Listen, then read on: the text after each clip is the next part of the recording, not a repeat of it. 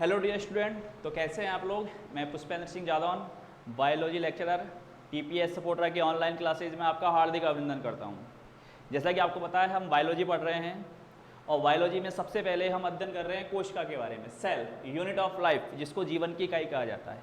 इससे पहले वाला जो वीडियो था उसमें हमने कोशिका से संबंधित कुछ महत्वपूर्ण जानकारियों के बारे में अध्ययन किया था। जैसे भाई कोशिका को सबसे पहले किसने खोजा था, इसके इतिहास के बारे में जाना था और कोशिका सिद्धांत का अध्ययन किया था। सेल थ्योरी जो किसने दी थी, स्लाइडन और स्वान ने। आज आपके सामने दो फिगर बने हुए हैं, फिगर ए प्लांट सेल और फिगर बी एनिमल सेल। ये पादप कोशिका है और ये वाली कौन सी कोशिका है, जंतु कोशिका है, ठीक है ना। अर्थात आपके सामने जो दो फिगर बने हुए हैं, एक तो है प्लांट सेल का और एक कौन सा है, एनिमल सेल का। तो आज मैं आपको सेल स्ट्रक्चर के बारे में बताऊंगा। किसके बारे में, सेल स्ट्रक्चर के बारे में, कोशिका संरचना के बारे में। ध्यान से देखना, क्योंकि जो मैं आपको बताने जा रहा हूं उसी को हम अगले 10-15 दिन तक पढ़ेंगे, ठीक है ना।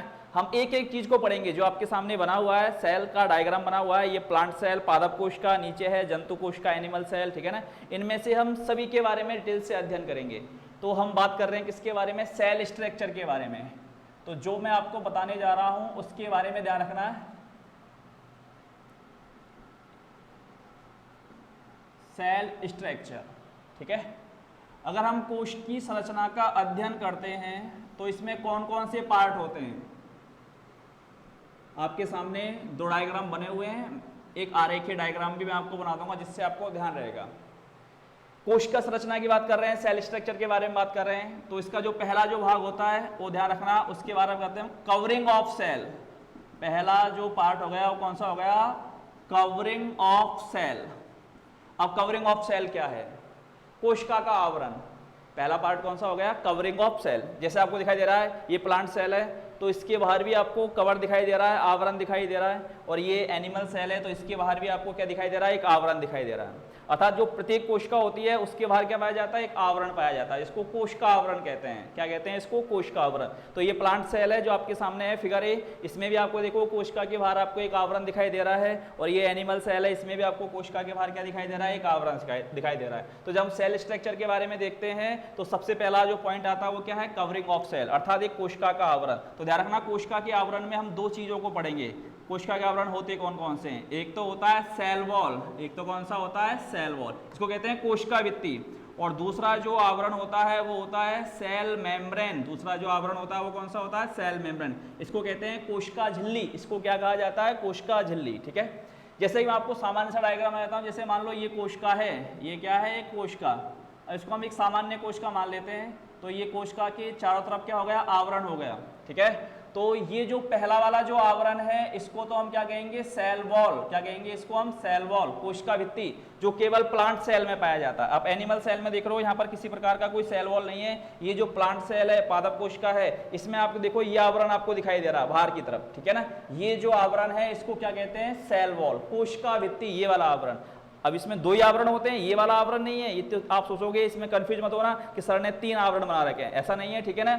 ये वाला जो आवरण है वो इस कोशिका का है और ये वाला जो आवरण है ये दूसरी वाली कोशिका है। जैसे मान लो ये कोशिका 1 हो गई, सेल 1 हो गई, तो ये वाली कोशिका कौन सी हो गई, सेल 2, और ये वाली कौन सी हो गई, सेल 3। जैसे मान लो एक ये वाली कोशिका और एक ये वाली कोशिका, तो दोनों को मिल गई आपस में, तो ये सेल 1 हो गई और ये कौन सी हो गई, सेल 2, ठीक है ना। तो इस प्रकार से है ये। तो ये अंदर वाला आवरण है सेल मेम्ब्रेन और ये कौन सा है, सेल वॉल। और ये दूसरी वाली जो कोशिका है उसका सेल मेम्ब्रेन और इसका क्या है, सेल वॉल, ठीक है, इस प्रकार से। तो इसमें कंफ्यूजन मत होना कि इसमें 3 आवरण है, केवल 2 ही आवरण होते हैं प्लांट सेल में। एक बाहर की ओर जो आवरण होता है वो कौन सा कहलाता है, सेल वॉल, ठीक है। तो कवरिंग ऑफ सेल में सबसे पहला जो आता है, जो कोशिका का आवरण बनाता है, उसको क्या कहते हैं, कोशिका भित्ति, सेल वॉल। और ये जो सेल वॉल होती है ना, वो केवल प्लांट सेल में पाया जाता है। किसमें पाया जाता है, प्लांट सेल में। अर्थात ध्यान रखना, कोशिका भित्ति केवल पादप कोशिका में पाई जाती है। किसमें पाई जाती है, पादप कोशिका में। और ये जो सेल मेम्ब्रेन है, ठीक है ना, तो ये दोनों में पाया जाता है। एनिमल सेल की बात करें तो इसमें सबसे भारी आवरण सेल मेम्ब्रेन ही होता है, क्योंकि उसमें सेल वॉल तो होता नहीं है। और अगर हम प्लांट सेल की बात करें तो उसमें सेल वॉल के अंदर आपको ये आवरण दिखाई दे रहा है, जिसको मैंने नामांकित भी किया है। ये वाला जो पार्ट है इसको क्या कहते हैं, सेल मेम्ब्रेन। तो ये दूसरा वाला जो भाग कौन सा हो गया, कोशिका के आवरण का, सेल मेम्ब्रेन। अब ये दोनों में होता है, प्लांट सेल में भी होता है और इसके अलावा एनिमल सेल में भी होता है। दोनों में ये सेल मेम्ब्रेन पाई जाती है। सेल मेम्ब्रेन इसको कहा जाता है कोशिका झिल्ली। या इसको प्लाज्मा मेम्ब्रेन भी कह सकते हैं, प्लाज्मा झिल्ली भी कह सकते हैं। ठीक है, तो हम पढ़ रहे हैं सेल स्ट्रक्चर। सेल स्ट्रक्चर में हम देखेंगे कि भाई ये कोशिका में होता क्या क्या है। ठीक है ना, फिलहाल इतना देखेंगे इस वाले वीडियो में। इसके बाद हम इसमें जितनी भी सारी संरचनाएं दिख रही है उसको 1 बाय 1 करके पढ़ेंगे। हम इसमें हम काफी समय देंगे, ऐसा नहीं है कि आपने छोटी क्लासों में देखा होगा भाई 1-2 दिन में खत्म हो जाता। हम इसके लिए 10 से 15 दिन का समय देंगे, जिसमें आपको प्रत्येक चीज मैं क्लियर करके बताऊंगा आपको। ठीक है, तो हम सेल स्ट्रक्चर के बारे में बात कर रहे हैं। तो सबसे पहले जैसे मैंने नॉर्मल सा डायग्राम बनाया है ये कि भाई बाहरी वाला आवरण कौन सा हो गया, सेल वॉल, और इसके अंदर ये वाला जो आवरण हो गया ये कौन सा हो गया, सेल मेम्ब्रेन। इसके अंदर वाला आवरण कौन सा हो गया, सेल मेम्ब्रेन।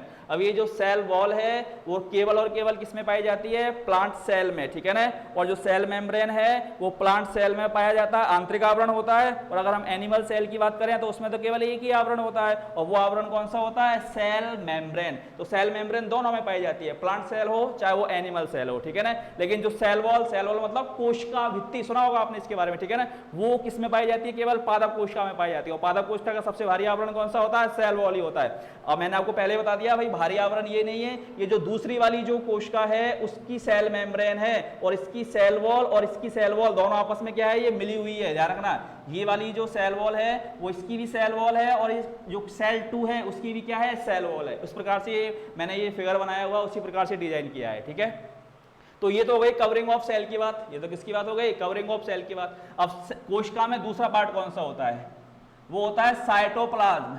दूसरा पार्ट कौन सा होता है, साइटोप्लाज्म। इसको कहा जाता है कोशिका द्रव्य। क्या कहा जाता है, कोशिका द्रव्य। और इसका जो तीसरा जो भाग होता है वो होता है न्यूक्लियस। तीसरा जो भाग होता है वो कौन सा होता है, न्यूक्लियस, केंद्रक। अब इनको ध्यान से देखना, साइटोप्लाज्म है क्या। ठीक है, अब ये जैसे ये कोशिका है पूरी, तो कोशिका के अंदर जो ये भरा हुआ द्रव है, केंद्रक को छोड़ के, क्योंकि केंद्रक को तो मैंने अलग कर दिया, न्यूक्लियस। न्यूक्लियस मतलब केंद्रक। ये वाली जो संरचना आपको दिखाई दे रही है ये क्या है, न्यूक्लियस। ध्यान रखना, जो मैं लिख देता हूं यहाँ पर, ये वाली जो संरचना है इसका नाम क्या है, न्यूक्लियस, अर्थात केंद्रक है। ठीक है ना, तो केंद्रक को छोड़कर कोशिका आवरण के अंदर जो भरा हुआ है तरल पदार्थ जो भरा हुआ है वो क्या कहलाता है, साइटोप्लाज्म कहलाता है। जैसे मान लो ये केंद्रक है इसमें, तो इसके अंदर ये जो मैं भर दिया है मैंने इस प्रकार से तरल जो द्रव भरा हुआ है ये। ठीक है ना, ये जो तरल द्रव है केंद्रक को छोड़ के, ठीक है ना, तो ये जो तरल द्रव है वो क्या कहलाता है, साइटोप्लाज्म कहलाता है, कोशिका द्रव्य कहलाता है। ठीक है, और जब साइटोप्लाज्म प्लस न्यूक्लियस इन दोनों को शामिल कर लिया जाता है, अर्थात जैसे साइटोप्लाज्म है और इसमें हमने केंद्रक को भी शामिल कर लिया, तो जब साइटोप्लाज्म और न्यूक्लियस दोनों को शामिल कर लिया जाता है तो ऐसी स्थिति में इसको प्रोटोप्लाज्म कहा जाता है। क्या कहा जाता है इसको, प्रोटोप्लाज्म। ध्यान रखना, प्रोटोप्लाज्म मतलब जीव द्रव्य, और साइटोप्लाज्म का मतलब क्या होता है, कोशिका द्रव्य। कोशिका द्रव्य और जीव द्रव्य दोनों अलग अलग चीज है। ठीक है ना, कोशिका द्रव्य है क्या, ये जो कोशिका आवरण है और केंद्रक इसके बीच में जो ये भरा हुआ द्रव है ये तो है साइटोप्लाज्म, कोशिका द्रव्य। और जब साइटोप्लाज्म में न्यूक्लियस इसको प्लस कर दिया जाता है, इसको शामिल कर लिया जाता है, तो ये पूरा जो अंदर है इसके वो क्या है, प्रोटोप्लाज्म। अर्थात ये जो सेल आवरण है, ये पूरा जो कोशिका का जो आवरण है इसके अंदर जो भरा हुआ तरल द्रव होता है, ठीक है ना, उसको क्या कहते हैं, प्रोटोप्लाज्म कहते हैं। क्या कहते हैं उसको, प्रोटोप्लाज्म। तो ध्यान रखना, साइटोप्लाज्म क्या है और प्रोटोप्लाज्म क्या है, ये कोशिका द्रव्य है और ये जीव द्रव्य है। ठीक है ना, प्रोटोप्लाज्म बराबर क्या हो गया, साइटोप्लाज्म प्लस न्यूक्लियस, ये क्या है, प्रोटोप्लाज्म। और जब प्रोटोप्लाज्म में से न्यूक्लियस को बाहर निकाल दिया जाता है तो जो बचा हुआ द्रव वो क्या कहलाता है, साइटोप्लाज्म। ठीक है, इतना हो गया क्लियर। अब हम देखते हैं आगे, भाई ये साइटोप्लाज्म है, इसमें क्या क्या होता है। जब हम साइटोप्लाज्म के बारे में देखते हैं तो साइटोप्लाज्म में मुख्य रूप से 3 चीजें आपको दिखाई देगी। ठीक है ना, वो 3 चीजें कौन कौन सी है। पहला है साइटोसॉल। पहला कौन सा है, साइटोसॉल। ठीक है, एक एक चीज को क्लियर करते हुए देखते जाना आप, क्योंकि ये काफी इंपॉर्टेंट है। अगर आप यहाँ पे ये सारी चीजें क्लियर हो जाएंगी तो आगे के जो लेक्चर चलेंगे आपके 10-12 दिन वो आपको बहुत आसान लगेंगे। अगर आपका यहाँ से क्लियर नहीं होगा फिर आगे के जो लेक्चर है वो आपको बहुत कठिन लगेंगे। ठीक है ना, तो पहला कौन सा हो गया, साइटोसॉल। इसके बाद इसका जो दूसरा जो भाग होता है वो होता है सेल ऑर्गेनेली। दूसरा पार्ट जो होता है वो कौन सा होता है, सेल ऑर्गेनेली। ठीक है ना, और तीसरा जो इसका पार्ट होता है उसको बोलते हैं सेल इंक्लूजन। क्या बोलते हैं उसको, सेल इंक्लूजन। भाई ये क्या होते हैं, अब ध्यान से देखना इसको। जैसे मैंने क्या बताया था आपको कि वही ये कोशिका है, इसका बाहरी आवरण सेल वॉल हो गया, आंतरिक आवरण कौन सा हो गया, सेल मेम्ब्रेन। इसके अंदर ये जो भरा हुआ है वो क्या है, साइटोप्लाज्म। ये न्यूक्लियस है, दोनों को शामिल कर लिया, क्या हो गया, प्रोटोप्लाज्म हो गया। अब हम साइटोप्लाज्म की बात कर रहे हैं, अर्थात केंद्रक को तो हमने अलग निकाल के रख दिया यहाँ पे, केंद्रक तो क्या है, अलग है, इसको तो हम बाद में पढ़ेंगे केंद्रक के बारे में। अब हम किसके बारे में बात कर रहे हैं, साइटोप्लाज्म के बारे में। अर्थात ये जो केंद्रक वाली संरचना है इसको छोड़कर इसमें जो भरा हुआ पूरा उसके बारे में बात कर रहे हैं। ये जो केंद्रक है इसको छोड़कर इसके बाद जो पूरा भरा हुआ उसके बारे में बात कर रहे हैं, ठीक है ना। तो साइटोप्लाज्म में क्या क्या चीजें होती है, साइटोसोल, सेल ऑर्गेनेली और सेल इंक्लूजन। साइटोसोल क्या होता है, सबसे पहले देखो इसके अंदर ये जो कोशिका है, ये जो कोशिका कोई सी कोशिका मान लो आप, ठीक है ना, इसमें से सारे कोशिकांग निकाल दो। ये जो संरचनाएं आपको दिखाई दे रही है इनको क्या बोलते हैं हम, कोशिकांग। सेल ऑर्गेनेली क्या कहते हैं इनको, सेल ऑर्गेनेली। क्या कहते हैं इनको, सेल ऑर्गेनेली। जो आपको दिखाई दे रहे हैं ये सारे जो कोशिकांगों के नाम लिखे हैं मैंने, आपने पढ़े होंगे छोटी क्लासों में, क्या बोलते हैं इनको, कोशिकांग, सेल ऑर्गेनेली, ठीक है ना। तो अगर मैं इनको निकाल लूं, सेल ऑर्गेनेली को, सबको, कोशिकांगों को निकाल दूं, इसके अलावा सेल इंक्लूजन, कुछ निर्जीव अंतर वस्तुएं भी होती है, जैसे इसमें प्रोटीन है, कार्बोहाइड्रेट है, लिपिड है, विटामिन है, वो सब इसके अंतर्गत आती है। सेल इंक्लूजन, निर्जीव वस्तु, इसके अंदर क्या क्या चीजें आ जाएंगी, जैसे प्रोटीन आ गई इसमें एक तो, ठीक है ना। इसके अलावा इसमें क्या आ गई, लिपिड है। इसके अलावा इसमें क्या आ गया, कार्बोहाइड्रेट्स है, क्या आ गया इसमें, कार्बोहाइड्रेट्स है। इसके अलावा इसमें क्या आ गया, विटामिन है, ठीक है ना, हार्मोन्स है। वो सब किसके अंतर्गत शामिल किए जाते हैं, सेल इंक्लूजन के अंतर्गत, जो इसमें हमने नहीं दिखाए हैं, ठीक है ना। ये होती है निर्जीव अंतर वस्तुएं, सेल इंक्लूजन। इसका मतलब क्या होता है, निर्जीव अंतर वस्तुएं, अर्थात चाहे वो प्लांट सेल हो चाहे वो एनिमल सेल हो, उसमें कुछ निर्जीव अंतर वस्तुएं भी पाई जाती है, जैसे protein, lipid, carbohydrate, vitamin, hormones, ठीक है ना। इसके अलावा लेटेक्स वगैरह और कई सारी अंतर वस्तुएं जो इसमें पाई जाती है, जो यहाँ पर दिखानी रखी है। केवल यहाँ पर दो चीज दिखा रखी है, साइटोसोल और सेल ऑर्गेनेली, कोशिकांग। अगर मान लो मैं कोशिकांगों को निकाल दूं तो बाकी की जो बची हुई संरचना वो क्या कहलाती है, साइटोसोल। जैसे मान लो ये जो भरा हुआ है ना, इसमें कुछ भी नहीं दिखाई दे रहा आपको, ये क्या है, साइटोसोल। और अगर मान लो जैसे मैंने इसमें कुछ कोशिकांग बना दिए, तब क्या होगा, वो क्या होंगे, सेल ऑर्गेनेली, ठीक है ना। तब दोनों को मिला के क्या कहेंगे हम, साइटोप्लाज्म। अर्थात जो साइटोप्लाज्म होता है ना, उसमें ये तीन चीजें होती है, साइटोसोल जो तरल द्रव वो होता है केवल और केवल, ठीक है ना, सेल ऑर्गेनेली मतलब कोशिकांग, सेल इंक्लूजन मतलब निर्जीव अंतर वस्तुएं, इन तीनों को मिलकर क्या बनता है, साइटोप्लाज्म बनता है। अब देखो ध्यान से इधर देखना, ये जो सेल ऑर्गेनेली है अर्थात कोशिकांग है, ये मुख्य रूप से दो प्रकार के होते हैं। कितने प्रकार के होते हैं, दो प्रकार के। एक तो होते हैं मेम्ब्रेनस, ध्यान रखना, एक तो कौन से होते हैं, मेम्ब्रेनस, ठीक है ना, मेम्ब्रेनस सेल ऑर्गेनेली, और एक होते हैं मेम्ब्रेनलेस। एक कौन से होते हैं, मेम्ब्रेनलेस। अब ये मेम्ब्रेनस और मेम्ब्रेनलेस है क्या, मेम्ब्रेनस का मतलब है झिल्ली युक्त, अर्थात जिनके चारों ओर क्या पाई जाती है, झिल्ली पाई जाती है। मेम्ब्रेनलेस का मतलब है वे कोशिकांग जिनके चारों ओर क्या नहीं पाई जाती, झिल्ली नहीं पाई जाती, ठीक है ना। तो जैसे मैंने बताया था भाई, ये कोशिकांग है, ये कोशिका है, इसमें क्या भरा हुआ है, ये साइटोसोल भरा हुआ है, तो इसके अंदर क्या पाए जाते हैं, सेल ऑर्गेनेली कोशिकांग पाए जाते हैं। अब ये कोशिकांग दो प्रकार के हो सकते हैं, एक तो हो सकते हैं कौन से, मेम्ब्रेनस, अर्थात वे कोशिकांग जिनके चारों ओर झिल्ली पाई जाती है। झिल्ली मतलब जैसे ये कोशिकांग है तो इसके चारों तरफ झिल्ली, और एक कोशिकांग ऐसा जिसके चारों तरफ क्या नहीं है, झिल्ली नहीं है, तो ये झिल्ली युक्त कोशिकांग है। और ये कैसे है, ये कौन सा हो गया, झिल्ली विहीन, अर्थात सेल ऑर्गेनेली कितने प्रकार के हो गए, दो प्रकार के, मेम्ब्रेनस और मेम्ब्रेनलेस, झिल्ली युक्त और कैसे हो गए, झिल्ली विहीन हो गए। अब ये जो मेम्ब्रेनस होते हैं, ध्यान रखना, ये जो मेम्ब्रेनस होते हैं ये दो प्रकार के होते हैं। कितने प्रकार के होते हैं, दो प्रकार के। दो प्रकार के कैसे होते हैं भाई, कुछ कोशिकांग ऐसे होते हैं जिनके चारों तरफ दो झिल्लियां पाई जाती है, और कुछ कोशिकांग ऐसे होते हैं जिनकी चारों तरफ केवल एक झिल्ली पाई जाती है। और जिनकी चारों तरफ दो झिल्लियां पाई जाती है वो कैसे हो गए, डबल मेम्ब्रेन। कैसे कोशिकांग हो गए वो, डबल मेम्ब्रेन बाउंडेड। कैसे हो गए, डबल मेम्ब्रेन बाउंडेड। और जिनकी चारों तरफ केवल एक झिल्ली पाई जाती है वो कोशिकांग कैसे हो गए, सिंगल मेम्ब्रेन बाउंडेड। इतना हो गया ना क्लियर भाई, जिसके चारों तरफ एक झिल्ली पाई जाती है वो सिंगल मेम्ब्रेन बाउंडेड हो गया, जिसके चारों तरफ दो झिल्लियां पाई जाती है वो कैसा हो गया, डबल मेम्ब्रेन बाउंडेड। जैसे आपको दिखाई दे रहा है, इसमें दो झिल्लियां दिखाई दे रही है ना आपको, एक तो ये भारी वाली झिल्ली दिखाई दे रही है, एक आंतरिक झिल्ली दिखाई दे रही है माइटोकॉन्ड्रिया में, तो ये कैसा हो गया, डबल मेम्ब्रेन बाउंडेड क्या हो गया, सेल ऑर्गेनेली हो गया, ठीक है ना। और अन्य कोशिकांग देखोगे आप, जैसे ये वाला कोशिकांग है इसमें केवल एक ही झिल्ली है, तो ये कैसा हो गया, सिंगल मेम्ब्रेन बाउंडेड ऑर्गेनेली हो गया। ये वाला कोशिकांग देखोगे तो इसमें केवल एक ही झिल्ली है, तो क्या बोलेंगे इसको हम, सिंगल मेम्ब्रेन बाउंडेड ऑर्गेनेली बोलेंगे, ठीक है ना। तो ये जो सेल ऑर्गेनेली है जो किस में पाए जाते हैं, साइटोप्लाज्म में पाए जाते हैं, ठीक है ना। जब इनको सेल ऑर्गेनेली को बाहर निकालते हैं तब क्या बोलते हैं इसको साइटोसोल, अर्थात जो साइटोप्लाज्म होता है वो साइटोसोल, सेल ऑर्गेनेली और सेल इंक्लूजन, इन तीनों से मिलकर क्या बनता है साइटोप्लाज्म। अर्थात ये इसमें अंदर जो ये कोशिका द्रव भरा हुआ है, ये कोशिका का आवरण केंद्रक के चारों तरफ जो भरा हुआ है उसको क्या बोलते हैं साइटोप्लाज्म। और इसमें होता क्या है, साइटोसोल होता है, सेल ऑर्गेनेली होता है और क्या पाए जाते हैं सेल इंक्लूजन। सेल इंक्लूजन का मतलब मैंने आपको बता दिया, निर्जीव अंतर वस्तु है वो कौन कौन सी होती है, प्रोटीन, लिपिड, कार्बोहाइड्रेट और विटामिन। अब हम बात करते हैं कि ये जो सेल ऑर्गेनेली होते हैं मतलब कोशिकांग, वो कितने प्रकार के हो गए, दो प्रकार के, एक तो झिल्ली वाले और एक बिना झिल्ली वाले। और झिल्ली वाले भी दो प्रकार के हो गए, वे कोशिकांग जिनके चारों तरफ कितनी झिल्लियां हैं, दो झिल्लियां हैं, डबल मेम्ब्रेन बाउंडेड, और वे कोशिकांग जिनके चारों तरफ केवल एक झिल्ली है। अब डबल मेम्ब्रेन बाउंडेड कौन कौन से हैं, ध्यान रखना, डबल मेम्ब्रेन बाउंडेड ऑर्गेनेली केवल दो ही हैं, एक तो है क्लोरोप्लास्ट, एक तो कौन सा है क्लोरोप्लास्ट, सुना होगा आपने हरित लवक, ठीक है ना। और दूसरा जो कोशिकांग है उसका नाम है माइटोकॉन्ड्रिया, दूसरे कोशिकांग का नाम क्या है माइटोकॉन्ड्रिया। दोनों को ध्यान रखना, काफी बार एग्जाम में पूछा जाता है, नीट एग्जाम में भी आया हुआ है। उन कोशिकांगों के नाम बताइए जिनके चारों तरफ दो झिल्लियां पाई जाती है, दोहरी झिल्ली वाले कोशिकांगों के नाम बताइए। ऐसा प्रश्न होता है, चार ऑप्शन होते हैं, उसमें तीन एकल झिल्ली वाले होते हैं, एक दोहरी झिल्ली वाला होता है। पूछता है कि निम्न में से दोहरी झिल्ली वाले कोशिकांग को पहचानिए, तो आपको ध्यान रखना केवल ये दो कोशिकांग है, क्लोरोप्लास्ट मतलब हरित लवक और माइटोकॉन्ड्रिया, ये दोनों कोशिकांग हैं जिनकी चारों तरफ कितनी झिल्लियां पाई जाती है, दो झिल्लियां पाई जाती है। जैसा आप डायग्राम में देख सकते हो, ठीक है, जैसे मैंने आपको ये संरचना बनाई हुई है, जैसे ये वाली संरचना क्या है क्लोरोप्लास्ट, तो इसमें आपको दो झिल्लियां दिखाई दे रही होंगी, एक झिल्ली बाहर की तरफ और एक अंदर की तरफ, ठीक है। माइटोकॉन्ड्रिया, इसमें भी आपको दो झिल्ली दिखाई दे रही है, एक बाहर की तरफ और एक अंदर की तरफ।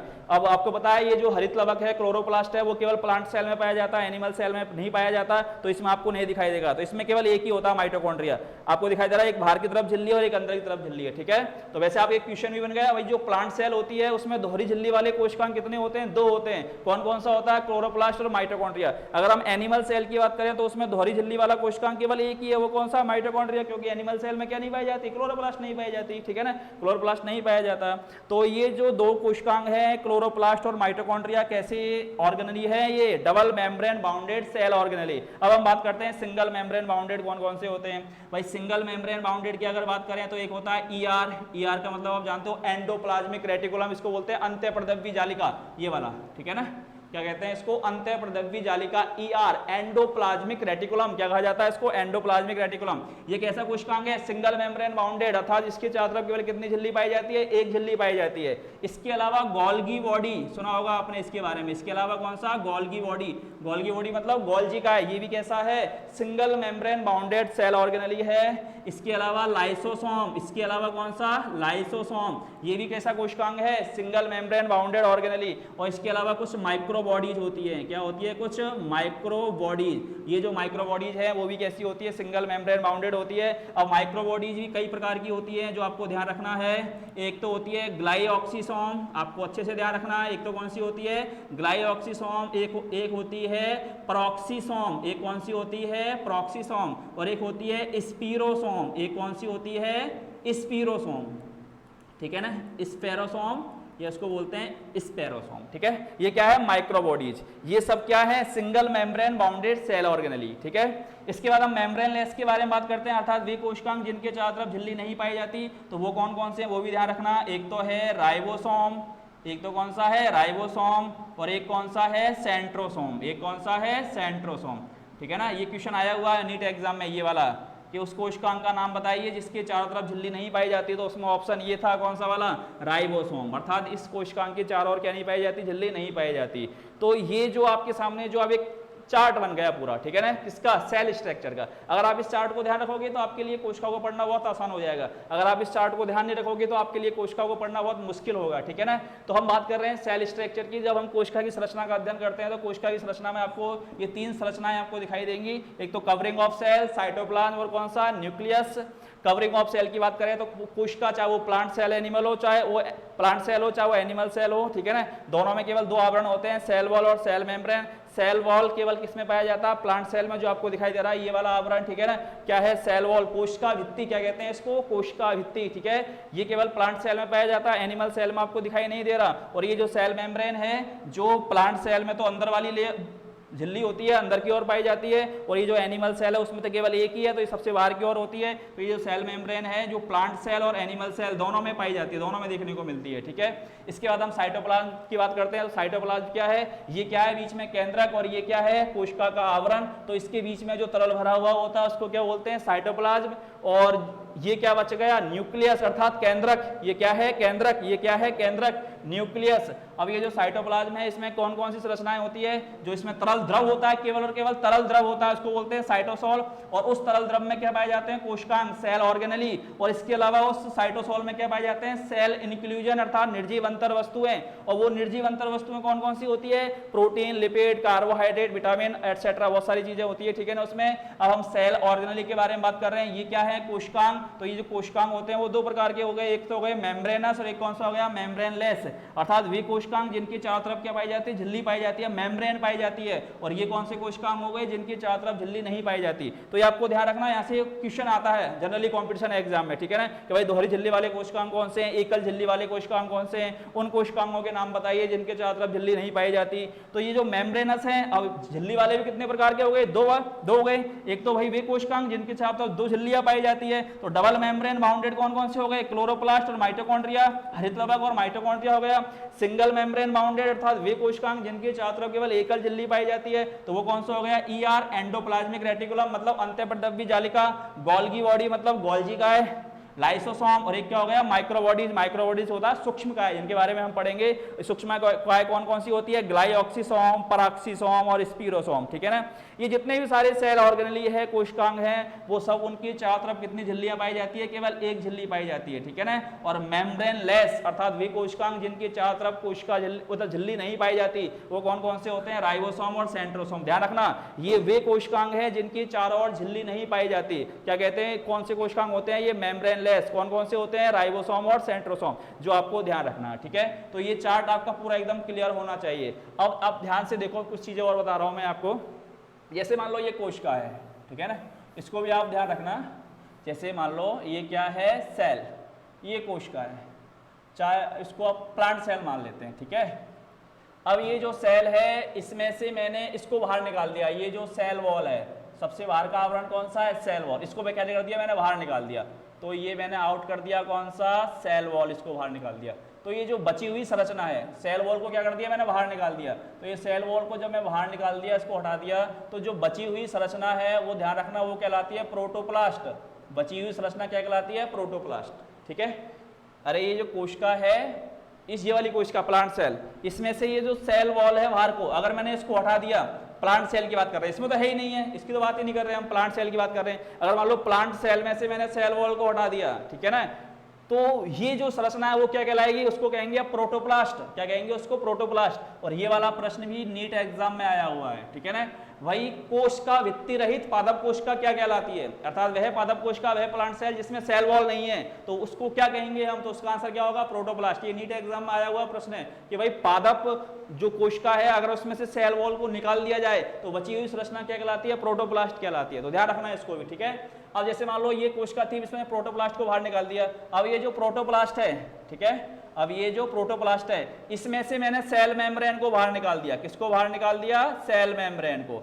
अगर मान लो ये जो प्रोटोप्लास्ट है, ये जो प्रोटोप्लास्ट था, इसमें से किसको बाहर निकाल दिया, सेल मेम्ब्रेन को। पहले तो मैंने सेल वॉल को बाहर निकाला, अब सेल मेम्ब्रेन को बाहर निकाल दिया, तो बीच में यही तो बचेगा। तो बीच में क्या बचा, साइटोप्लाज्म बचा और न्यूक्लियस बचा, और दोनों को मिला के क्या कहते हैं, प्रोटोप्लाज्म। तो बची हुई जो संरचना है वो क्या कहलाएगी, प्रोटोप्लाज्म।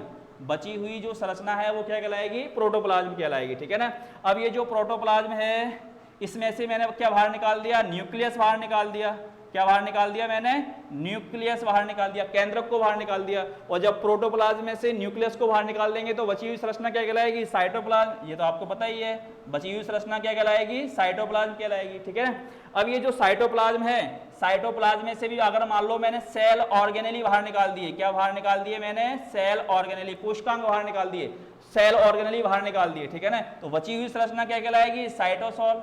बची हुई संरचना क्या कहलाएगी? साइटोसोल। ठीक है ना, ध्यान रखना ये चीजें पूछी जाती है, तो मैं आपको मैंने बता दिया आरेख के रूप में, बहुत सा आसान है कि भाई ये जो कोशिका है जो आपको दिखाई दे रही है, अगर मैं इसमें से क्या बाहर निकाल दूं? सेल वॉल को बाहर निकाल दूं। ठीक है ना, जैसे मान लो ये कोशिका थी, तो इसमें से मैंने क्या बाहर निकाल दिया? सेल वॉल को बाहर निकाल दिया, तो जो बची हुई संरचना वो क्या कहलाएगी? प्रोटोप्लास्ट कहलाएगी। ठीक है ना, अब ये मैंने निकाल दिया इसको बाहर। अब ये जो प्रोटोप्लास्ट जो बचा हुआ है, इसमें से मैंने किसको बाहर निकाल दिया? सेल मेम्ब्रेन को। तो इसके अंदर क्या भरा हुआ था भाई? ये प्रोटोप्लाज्म था ना पूरा। ठीक है ना, तो सेल मेम्ब्रेन को जब बाहर निकाल देंगे तो बची हुई संरचना क्या कहलाएगी? प्रोटोप्लाज्म। अब प्रोटोप्लाज्म में से क्या बाहर निकाल दिया मैंने? न्यूक्लियस। भाई आपको पता है प्रोटोप्लाज्म किससे मिलकर बनता है? साइटोप्लाज्म और न्यूक्लियस से। तो जब इस प्रोटोप्लाज्म में से हम न्यूक्लियस को बाहर निकाल देंगे तो बची हुई संरचना क्या कहलाएगी? साइटोप्लाज्म कहलाएगी। अब ये जो साइटोप्लाज्म है, इसमें से हम क्या बाहर निकाल रहे हैं? सेल ऑर्गेनेली अर्थात कोशिकांग को बाहर निकाल रहे हैं। जब कोशिकांग को बाहर निकालेंगे तो बची हुई संरचना क्या कहलाएगी? साइटोसोल कहलाएगी। ठीक है, तो आपको ध्यान रखना, ये प्रश्न एक बार नीट एग्जाम में आया हुआ है कि भाई प्रोटोप्लास्ट क्या है। तो जब कोशिका है, कौन सी वाली कोशिका? आपको पता है सेल वॉल किसमें पाई जाती है? प्लांट सेल में पाई जाती है। तो प्लांट सेल में से ही सेल वॉल को बाहर निकालेंगे तो बची हुई जो संरचना वो क्या कहलाएगी? प्रोटोप्लास्ट कहलाएगी। ठीक है, जैसे हमने इसको बाहर निकाल दिया तो ये वाली संरचना क्या कहलाएगी? प्रोटोप्लास्ट। फिर हमने सेल मेम्ब्रेन को बाहर निकाल दिया तो बाकी का जो बचा हुआ क्या कहलाएगा? प्रोटोप्लाज्म कहलाएगा। ठीक है ना, अब प्रोटोप्लाज्म में से न्यूक्लियस है, इसको बाहर निकाल लिया तो बचा हुआ क्या कहलाएगा? साइटोप्लाज्म। साइटोप्लाज्म में से फिर हमने ये सारे कोशिकांग सेल ऑर्गेनेली इनको बाहर निकाल लिया तो बचा हुआ क्या कहलाएगा? साइटोसोल। साइटोसोल क्या होता है बताया मैंने आपको भाई, साइटोप्लाज्म में अगर सेल ऑर्गेनेली है, ठीक है ना, तब तो क्या बोलेंगे इसको? साइटोप्लाज्म। और इनको बाहर निकाल लेंगे तो जो तरल बचेगा केवल जिसमें कोशिकांग नहीं है वह साइटोप्लाज्म। जिसमें कोशिकांग नहीं है क्या कहते हैं उसको? साइटोसोल। अगर हम साइटोसोल को परिभाषित करें तो कैसे परिभाषित होगा भाई? ऐसे ये वह साइटोप्लाज्म, वह कोशिका द्रव्य जिसमें क्या नहीं है? कोशिका द्रव्य नहीं है, उसको क्या बोलेंगे हम? साइटोसोल कहेंगे। या सेल इंक्लूजन नहीं है, ये भी नहीं है। ठीक है ना, ये जो सेल इंक्लूजन होते हैं ये क्या होते हैं? निर्जीव अंतर वस्तुएं होती है। वो कौन कौन सी होती है? प्रोटीन, लिपिड, कार्बोहाइड्रेट और विटामिन। तो ये आपको पूरा चार्ट आपको ध्यान रखना है। अगर आप इसको ध्यान रखोगे तो आगे के जो वीडियो हैं आपको अच्छे से समझ में आएंगे, और ये बहुत आसान है, आपको इतना कठिन नहीं है। ठीक है ना, एक बार आप ध्यान से वीडियो को देखना, ध्यान से समझना। अब एक एक करके हम पढ़ेंगे सबके बारे में, आपको घबराने की कोई आवश्यकता नहीं है कि क्या है ये इतना कठिन है, ऐसा कुछ भी नहीं है। ठीक है ना, हम एक एक करके पढ़ेंगे सबके बारे में। हम सबसे पहले सेल वॉल के बारे में पढ़ेंगे, फिर सेल मेम्ब्रेन के बारे में पढ़ेंगे। ठीक है ना, फिर एक एक करके जितने भी सारे इसके अंदर आपको कोशिकांग दिखाई दे रहे हैं सेल ऑर्गेनेली, सबको बाहर निकालेंगे, सबका डायग्राम बनाएंगे अच्छे से और अच्छे से उसको समझेंगे। ठीक है, एक एक करके सबसे पहले ये सेल वॉल है उसको हम बाहर निकालेंगे, उसकी काट कर, ठीक है ना, उसको अच्छे से समझेंगे कि उसमें कौन कौन सी लेयर होती है, उसकी संरचना कैसी होती है। इसके बाद सेल मेम्ब्रेन के बारे में पढ़ेंगे, सेल मेम्ब्रेन की संरचना को समझेंगे। इसके बाद सबसे पहले हम डबल मेम्ब्रेन बाउंडेड ऑर्गेनेली है उनके बारे में अध्ययन करेंगे, भाई क्लोरोप्लास्ट कैसा होता है, उसकी संरचना कैसी होती है। फिर माइटोकॉन्ड्रिया के बारे में पढ़ेंगे। फिर हम single membrane bounded cell organelle के बारे में पढ़ेंगे, सबको बाहर निकालेंगे। ये जो ER है अंतःपरदव्य जालिका है, एंडोप्लाज्मिक रेटिकुलम क्या कहते हैं इसको? Endoplasmic reticulum. इसके बारे में पढ़ेंगे। फिर गोल्गी बॉडी, गोल्जी इकाई के बारे में, लाइसोसोम के बारे में, माइक्रोबॉडीज के बारे में। फिर इसके बाद मेम्ब्रेनलेस जो सेल ऑर्गेनेली है, कोशिकांग है, राइबोसोम, सेंट्रोसोम, सब के बारे में पढ़ेंगे। ये जो चार्ट है मैंने आपको बना दिया है, अगर आप इसको ध्यान से देखोगे तो आगे पढ़ना आपका क्या हो जाएगा? आसान हो जाएगा। सब जितने भी सारे आपको कोशिकांग दिखाई दे रहे हैं उन सबको हम एक एक करके पढ़ेंगे। ठीक है, तो सबसे पहला काम क्या करना है आपको? ये जो आपको प्लांट सेल है और ये जो एनिमल सेल है, दोनों के चित्र आपको ध्यान रखने हैं, दोनों के फिगर बने हुए हैं, दोनों को आप अच्छे से बना लेना, दोनों को आप ध्यान से देखना कि इसमें कौन से कोशिकांग किस किस जगह पर है। और ये जो आपका सेल स्ट्रक्चर का ये जो फ्लो चार्ट है इसको भी आपको अच्छे से ध्यान रखना है। अगर आप वीडियो को ध्यान से सुनोगे तो आपको अच्छे से समझ में आएगा। ठीक है ना, क्या क्या चीजें हैं। ठीक है, और इसके बाद ये जो आपको मैंने अलग से चार्ट बनाया हुआ इसको भी आपको ध्यान रखना है। तो थैंक्स स्टूडेंट, आज के लिए बस इतना ही, मिलते हैं अगले वीडियो में।